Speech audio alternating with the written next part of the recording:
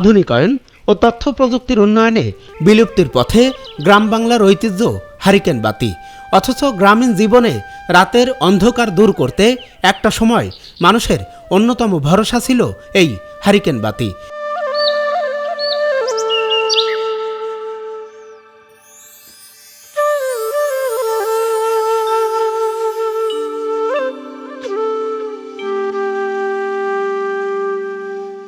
ফরিদপুরের চরভদ্রসন উপজেলার নানা পেশার মানুষের সাথে কথা বলে জানা যায়, অনেকেই পড়ালেখা করেছেন হারিকেনের মৃদু আলোয়।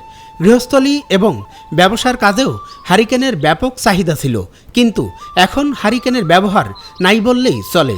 প্রাচীন বাংলার গ্রামীণ ঐতিহ্য হারিকেন এখন শুধুই স্মৃতি।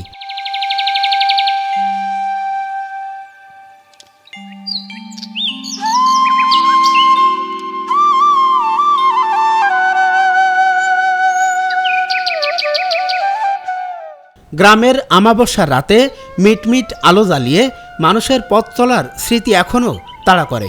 দিন দিন প্রযুক্তি মানুষকে উন্নত করছে। হারিকেন ছেড়ে মানুষ এখন বিদ্যুতের দিকে ঝুঁকছে। তাপবিদ্যুৎ, জলবিদ্যুৎ, সৌরবিদ্যুৎ সহ জ্বালানি খাতে ব্যাপক উন্নয়নে ঐতিহ্যবাহী হারিকেন বিলুপ্তির পথে।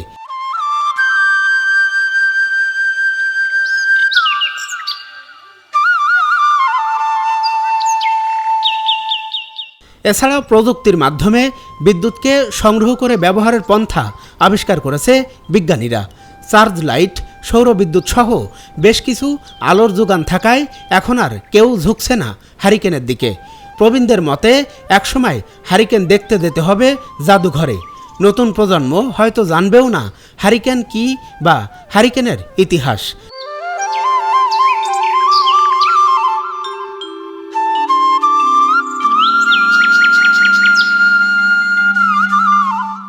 চায়না, জাপান সহ পৃথিবীর বিভিন্ন দেশে খুব দ্রুত চার্জ সংরক্ষণকারী আলোর প্রযুক্তি উদ্ভাবন করছে।